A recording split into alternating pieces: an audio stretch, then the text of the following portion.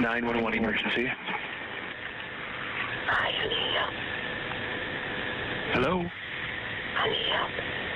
Okay, where are you located? I'm sorry, ma'am, I can't hear you. Are you able to tell me where you're located? No. Are you at a... 553 Sheldon Avenue Southeast. Please hurry now. Okay, I got Sheldon. What's the number? 553. Hurry, please hurry up. 553 Sheldon. Okay, can you tell me what's going on there? Can you just hurry up, please? I'm gonna die. It's this man. You're trying to kill me. You already killed my thing. You need to hurry up, please. Okay, ma'am, I'll start the police that way. Can you tell me what your name is? Tiana. This call led to a chain of events, one being the 3 Grand Rapids police officers being under scrutiny for how they handled reporting to the scene. Once they arrived, they knocked on the door a few times, peeped through the window, and then began to feel as though this could possibly be a mental health call and did not see any reason to be concerned. So they got back into their squad cars and proceeded to the precinct.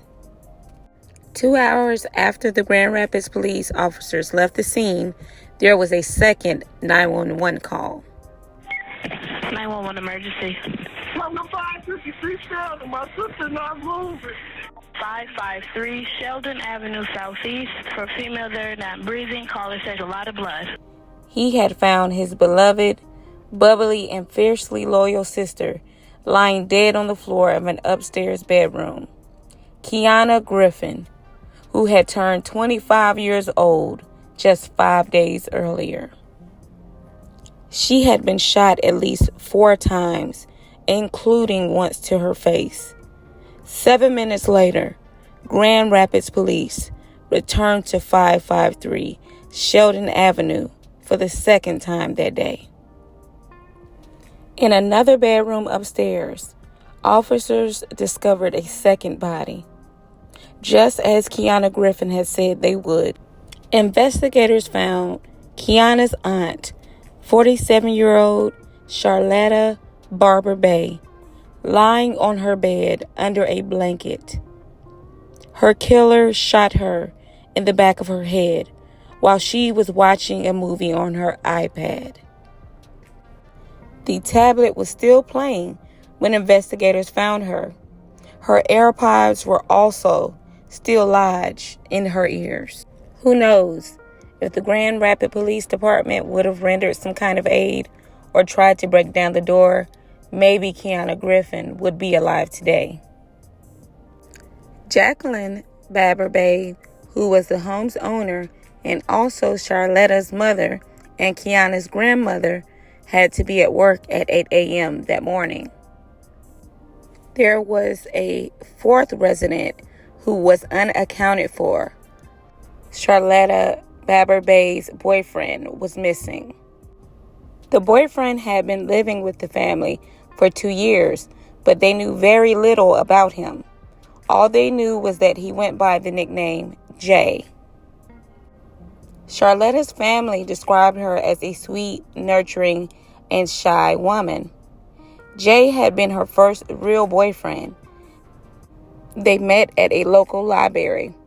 While being together, friends and family stated that they spent most of their time in their bedroom. Jay was described by the family as being very secretive, and they stated that he would hide and go to another room when they would come around. Jay did not have a job.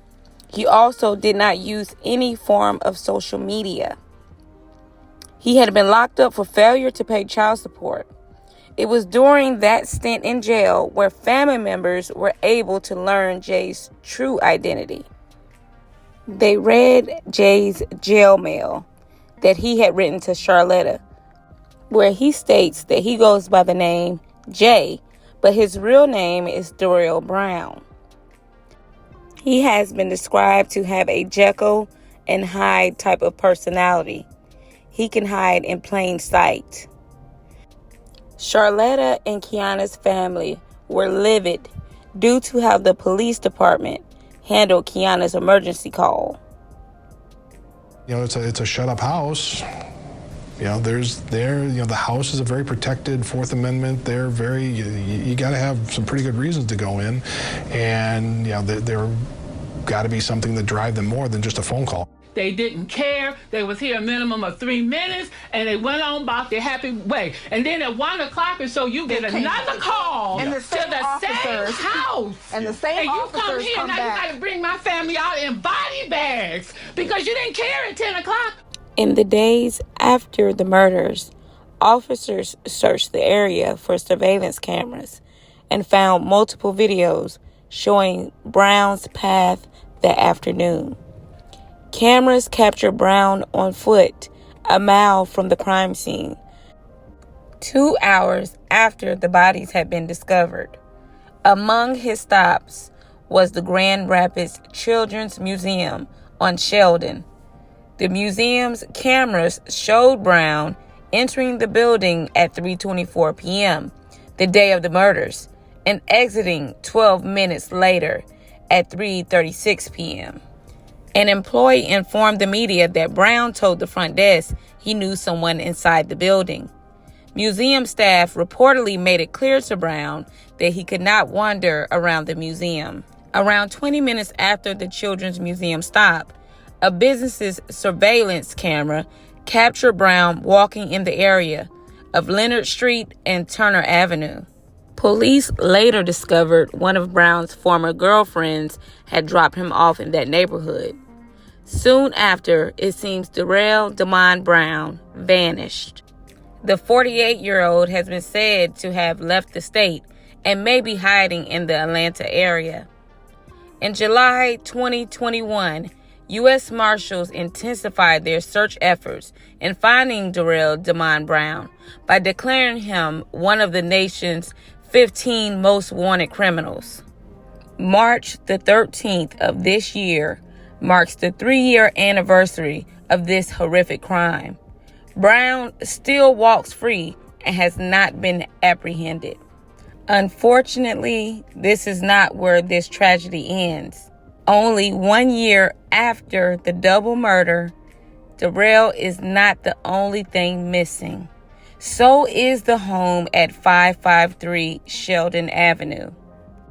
It was bulldozed after 2 additional family members passed away in a deadly fire from a strange chain of events. Very much. Grand Rapids police are trying to figure out what caused a weekend house fire that killed a woman and a little boy. The 2 have been identified as 65-year-old Jacqueline Baber Bay and 5-year-old Marion Cummings.